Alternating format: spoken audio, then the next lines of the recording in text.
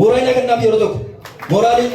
Isin ammoo namoota maallaqa hirmaataniif hamilee kennuun isinitti hin ulfaatini jajjabeessuu qabdanii namoota sappoortii godhaa jiran garee warra mubaarakii dhufaa jira asirraa yoo gallaan loommoo nullee garee kana keenya keessaa nama hedduu waan qabnu nutti fakkaata kanaafuu dhibbattii shanii kana qofaan hin teenyu harka kiisii kaaya sabboon asimarraa eegalu. Gareen obboleessa keenya Mubaarak Musammaa dhibbaa fuudhee rabbi sinaa milkeessu. Rabbi sinaa milkeessu. Sheekh Afata gaafa jiniin hin jirtu gaafa hojii isin kaasa jettanii birii dhibba shanii isin kenna ittiin hanguuttan. Okay, fuuldura nama dhaabachuu waan guddaadha. Egaa simarraa jalqabu jedhee Shihamza turarraa fudhate birii dhibba shanii anis birii dhibba lamitti dabaleera dhibba torbaan isaan dursinaa jechuudha warra sooddaa. Akkana sabboonaan tiimiin Nasrii injifatamuu hin qabu. Nuti har'a tiimii Nasrii qofa osoo hin taane nuti agartuu miidiyaa irraa bakka bu'uun as dhaaban. Kanaaf injifatamuu hin qabnu jechuudhaan dirhaama 700 fi dirhaama 400 tiimiin keenya dursaa jira. Egaa obboleewwan ganaa 400 bar ayyookaan qorichi jinnii makiinaa keessa jira fideen asitti aarseen lammuu lamuun samiyyaa abbaa giddi hin toobanneet mee yeroo tokko mooraalii abbaa gidditti mooraalii hamilee kennaa fi abbaa giddi murshee haadha manaa abbaa giddi hamilee kennaa fi maano sirriitti. Thank you murshee galatoomii abbaa giddi baay'ee abbaa giddi namni beekne hin jiru abbaa giddi faarmaasii namni beekne hin jirtanu Ajmaanitti argama. Namoonni dawaa barbaadan dawaa gosa feetanii kan lubbuu nama du'e qofa hin kaasne malee dawaan hunduu jira. Kan durbummaa deemsullee qabu. Kanaaf namoonni faarmaasii abbaa giddii deemtanii fayyadamuu dandeessu. Abdiitu na ergoo jettan diiskaawuntii akkasii godhan itti nan hima. Ajmaan deemtanii fayyadamuu dandeessu. Waan biraa ergaa biraa jira dhiifama Nasri kan ammaa itti fudheef. Maammannuun gadaan an qobaakoon dorgomaa. Hadeemanu amma barbaadan jedhe miti an natti maa sa'aatii isaa jedhe amma adeemanu mee humna keessan laalla haa nan dadhabe dhiifamoo jedhe isaaf kennina sadiitti nagalchaa jedhe hamilee kennaa fi gadaa reestooraantii. Hamilee Muhammad Nur gadaa reestooraantii yookaan soddaa uummata keenya uummata Jimmaa. Dhufaa jira karaa jira. Sirriitti mooraalii kennaa fi mee ulfaadhaa galatoomaa amma gareen obboleessa keenya Mubaarak Musammaa 900 jara garee Nasrii dursee jira waan ta'eef rabbi obsaa kennuuf jiraaf. Hayyee amma nuti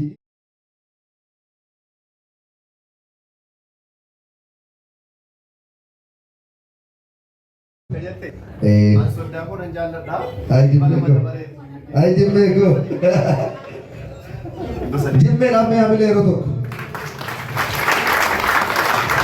amma waan haaf gootan yeroo tokko jechuudha.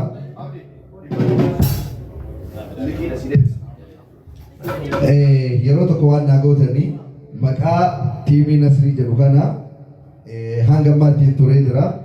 Maqaa agartuu miidiyaa jedhuun bakka naa buustanii yaadni kun sirrii dhaweettan hamileen naa mirkaneessitan. Gaafa sana Mubaarak keessa dhaquuf deemu. Mubaarak maqaan isaatu biraandii mataa ofii danda'eedha. Gareen kiyya gari Mubaarak kun eenyuuni? Aishaadha mooraalii laakiin 100 kuma seeneera nuti. Mooraalii maal taatan?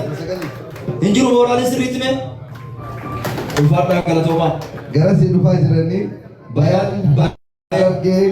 dhufuutu jira. Mee waan dhufuuf walumaan laallaa?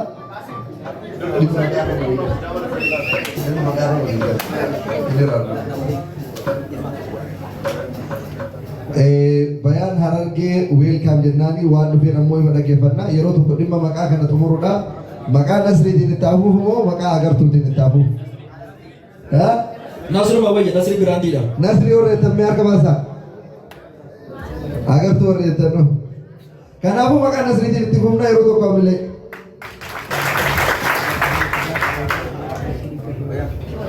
Kennu irratti.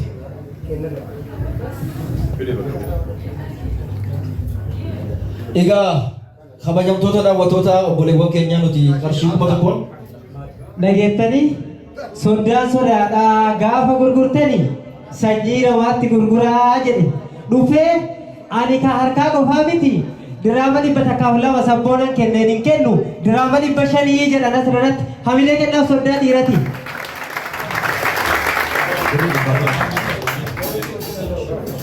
Assalamu alaikum warahmatullahi wabarakatuh.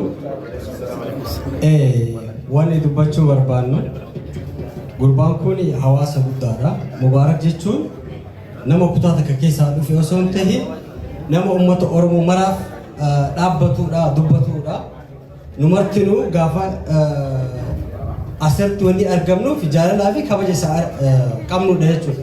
Kanaaf callisoo osoo hin ta'in namoota akkuma dandeettii keessanitti sosso'aatii miidiyaa kana cinaa dhaabbadhaa jedhaani anillee kophaatti hargee ta'es keessa dhaabbadhu bichaa kiyyatti niin jira niin dorgomaa jettiin as ba'ee jechuudha.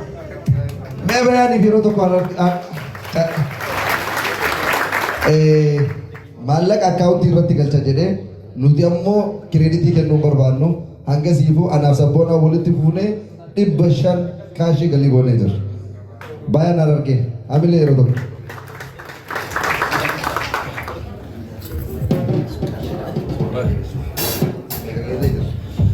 Obboleettii keenya Suudiinis qarshii 200 1,200 wajjiteetti yeroo tokko hamileen kennaafi. Tiimiin Nasrii harkaan kennan jechuudhaan 1,200 huunee wal qabnee jirra nuufis hamilee yeroo tokko. Jaallattootaa fi dinqisiifastoota obboleessa keenya Mubaarak Musammaa jirtu mee asbaagaa jireenya keessa maal nu godhan sosorii. Shamza dhiifama wajjin jinnattii teessattu gara keenya dhufe natti fakkaate irree gadoo gomborsiisee 1,400 dursaa jirra isin ammoo nu hordofaa. Laazima qorachii makiinaa keessa dhufuu wanatti fakkaata. Nama tokko lama jiisisu malee ta'an jiru. Ulfaadhaa galatoomaa kan eebbisiisaa jirru miidiyaa agartuu. Miidiyaan agartuun kan hawaasa hundaati, kan kutaa tokko qofaa miti. Kanaaf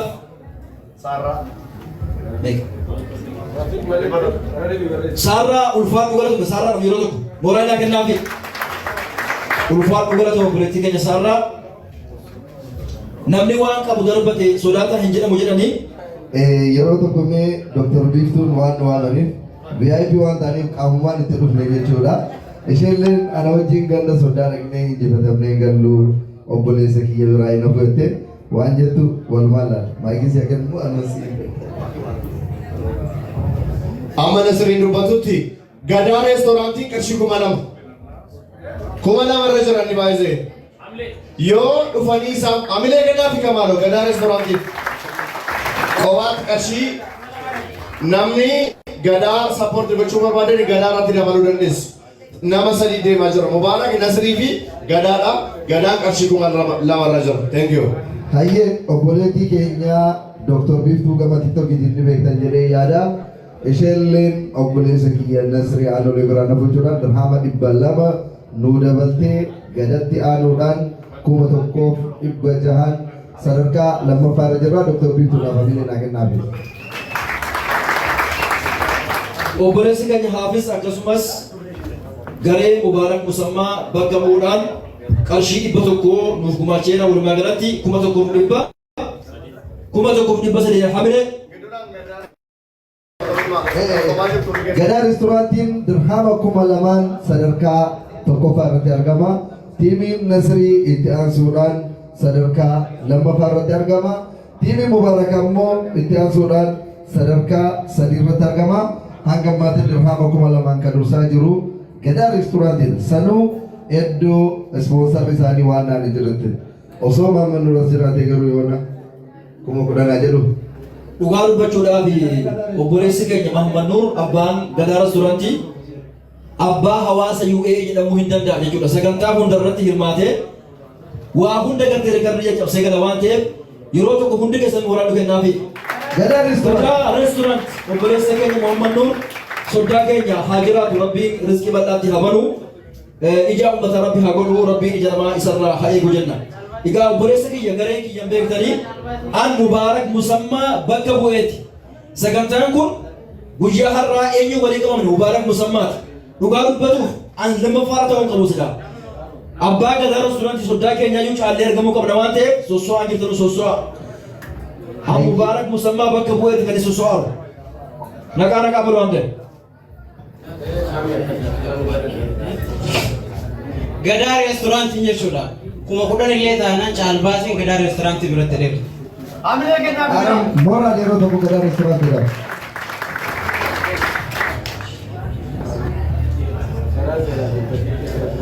Obboleessi kee Jawaaree ta'e eenyu maqaan isii? Shawaayee. Jawaaree. Jawareedha. Shawaayee. Shawaayee. Obboleettii kee Shawaayee. Obboleettii keenya Shawaayeen an garee Mubaarak Musammaa bakka bu'uudhaan 200 irratti dabalee jira jettee yeroo tokko mooraalaa kennaafi. Akkasumas ijoolleen keenya 5G yookaan 5G delivery ijoollee keenya Mubaarak Musammaa fi akkasumas eenyu maqaan isaa?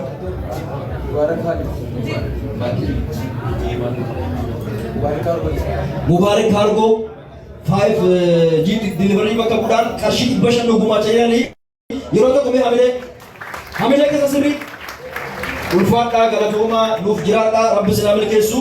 Egaa nuti Mubaarak Musammaa bakka buuneeti kan dorgomaa jirru hamma qabdan hin taa'ina namni hundinuu waan hirmaatuuf miidiyaa obboleessa keenyaa kana gadhaabuudhaa fi sosso'aa boorsaa keessa gasseena. Sheekh yeroo tokko as dhaabbadhee haasaa hawaasa keessa. Sababni illee namni hawaasa qabu homaan sodaatu obboleessi kiyya Jeelaan koree guyyaa har'aati. Obboleessi kiyya Qaasim koree guyyaa har'aati. Dirhama 500 tiim Nasri irra dabalee jira. Hamilee naa kennaafi. Hamilee inni xiqqaan. Ati loo keenya yeroo tokko. Sabboona qarshii meeqa qabnaa herreeginatti mi waan hanqate hunda itti daballee tokkoffaa sin baasne dha. Lakin naayim. Hayyee warri kun Gadaa Restooraantii caalatti fakkaataa 2100 irra jiran isaanii nummoo 1700 irra jirra achi 500 arganne 2200 irra jirra jechuudha. Nuti dursaa jechuudha hunda isaanii tuyyuu. Akkasumas obboleessi keenya Mubaarak Musammaa bakka bu'uudhaan gareen nuti gartee sabaasifnee jirru maallaqa 2100 mooraa nu kennaa yeroo tokko. Sheekh yeroo tokko dubbii jajjabdu yoo dandeesse 100 guuruudhis mee of galleessa kiyya yeroo tokko ol jedhu. Obboleessi kiyya na biratti argitan kun dirhama 500 tiim Nasrii aanolee irratti yeroo tokko ammallee. Ati achi gurradhu ammallee shamarran asii abdiin kunde Nasriin abbaa qeerroo fi qarree biyya Yuunaayitid Imaaraat yeroo kamiyyuu gocha namaatiif hin jilbeeffadhu jedhee ammallee dirhama 100 asii namni naa kennaa jira guyyaa irraa kan warra soddaatitti waan qabnu itti finna malee yoomillee hin ashannafamnu waan qabdaniif hin tuffatina 50 illee guddaadha. Sheetichi jinnii kaasee fuudha jedha jinniin immoo har'an jirtu namni hundi toobatee jira sheeni asumaan harafu. Sabboonaan illee miira keessa galee jira. Amma chaalenjii tokko eegalla tiimiin Nasrii jechuudha. Chaalenjii tokko. Chaalenjii nuti eegallu hawaasa keenya jalqabarraa hanga xumuraatitti achi asitti deemne. Yeroo tokko warri koree ammoo namoonni ol deemtanii fi gad deemtan hanga caalbaasiin kun xumuramutti dirhama 50 garii kana lamaan addaan hin baasu jedhee hamilee kennaafi. Obboleessi keenya Mubaarak Musammaa abbaa miskiinaati jettanii sappoortii gochuuf waliin qabamtan abbaa miskiinaa akka ta'e agarsiiftan kunoo mo'achiiftanii an Mubaarak Musammaati bara. Hayyee. Mubaarak Musammaa hin jaallatamu hin jaallatamu warri hin jaallanneettan kiisii seenaa yeroo tokko hundi keessan seenaa kiisii. Anis waan tokko isiniin jechuu barbaada. Bakka oolan irraa bakka bulantu caalaa mubee hin jaallannaan dhugaadha. Abuubsinaaniin ammoo waliin jiraannaa cidha irratti du'a irratti gadda irratti gammachuu irratti injifatamuun abuubsinaanii ammoo injifatamuu hawaasa Imaaraatiiti jedhanii akkasuma fakkaata Kanaafuu yeroo tokko jirra jedhame hamileedhaan. Obboleettiin keenya haati biraa qarshii 100 irra dabaluudhaan 2,250 seennee jirra. Waan biraan barbaadu mee mooraalii yeroo tokko mooraalii gareen kun garee obboleessa keenya Mubaarak Musammaa bakka bu'eetti dorgomuun jira. Ija Hamzaatiin ilaalinaa. Ija Mubaarak Musammaatiin. Qabxii. Seenaa gadi. Garaagarummaa qabxii. Sheekii. Garaagarummaa qabxii. Tiimiin Mubaarak Musammaa kan Sheekh Hamzaan irraa bakka bu'e meeqa jennu Abdii? 2,250 hamilee kennaafi 2,250 tiimiin Nasrii Aanolee kan Sabboonaan bakka bu'e Asmaaf Maryam Mubaarakin bakka bu'anii atas regite yeroo tokko mooraalii kennaafi qarshii 500 gumaachuudhaan 2,250 wal jedhan mooraalii yeroo tokko sirriitti kennaafi.